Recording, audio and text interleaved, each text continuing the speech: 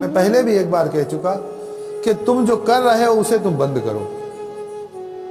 जो तुम कर रहे हो इसे तुम करना बंद करो, फिर जो भगवान की कृपा से होने वाला है वो खुद ब खुद होने लगेगा। हम जो पहले कर रहे हैं उसे बंद नहीं करते हैं, ऊपर से नया कुछ और करने की कोशिश करते हैं तो गड़बड़ी हो जाती है, जीवन में थोड़ा बोझ बन जाता है। कभी कभी मैं आपको छोटा सा उदाहरण दूं, किसी भक्त की, किसी वैष्णव भक्त की शादी होने वाली हो तो हम उसे कहें कि भाई देखो, ये दूसरे जो संसारी दिखावे की शादी को छोड़ करके तुम वैष्णव शादी करो।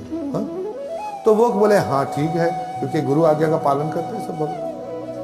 तो वो क्या करे कि एक तरफ संसारी रस्में रिवाज भी जारी रखे और दूसरे तरफ से वैष्णवता की जो क्रियाएं हैं उसको भी उसमें मिला दे, तो ये हो जाए डबल और बोझ बन जाए कि ये करे कि वो करे।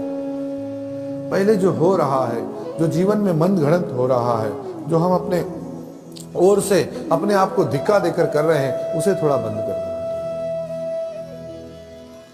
जो कुछ होगा प्रभु की कृपा से ही होगा, इसीलिए ये पुष्टि का मार्ग है, ये कृपा का मार्ग है, यह राग अनुग भजन का मार्ग है। भगवान ही कृपा करके अविद्या पूतना को मारते हैं। एक उदाहरण दिया गया है, क्या?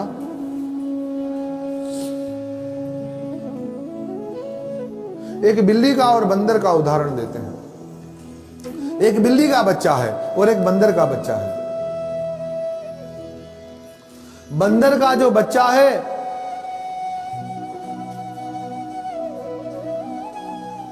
उसको अपनी जिम्मेदारी खुद पर लेनी पड़ती है। वो अपनी मां को कस के पकड़ के रहता है, अगर उसने हाथ छोड़ दिया तो गिर जाएगा। और उसकी मां तो बड़ी बड़ी गुलाटियां मारती है, छलांगे मारती है। तो वो अपनी, जो तुम ज्ञान के मार्ग से भगवान की तरफ जाओ, तुम कर्म के मार्ग से जाओ, तुम बुद्धि के मार्ग से जाओ, तो वह तो है उस बंदर के बच्चे की तरह जाने का तरीका,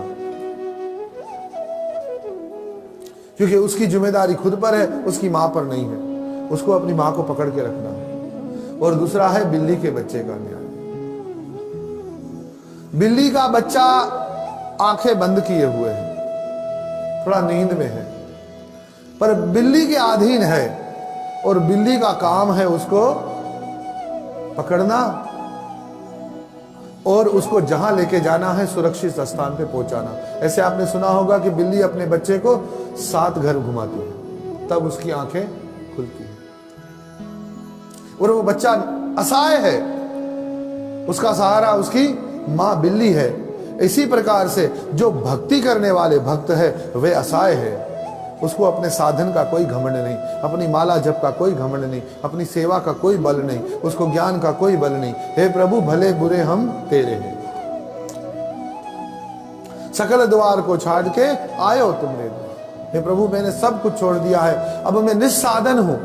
किस साधन का बल दिखाऊं? क्या करूं मैं? किस बात का घमंड करूं? मुझ में कुछ है ही नहीं। गुणहीन, भक्तिहीनम क्रियाहीनम, मैं भक्ति से हीन, क्रिया से हीन। हे गोविंद, मैं तुम्हारी क्या सेवा कर सकता हूं? मैं तुम्हारे सहारे पर हूं।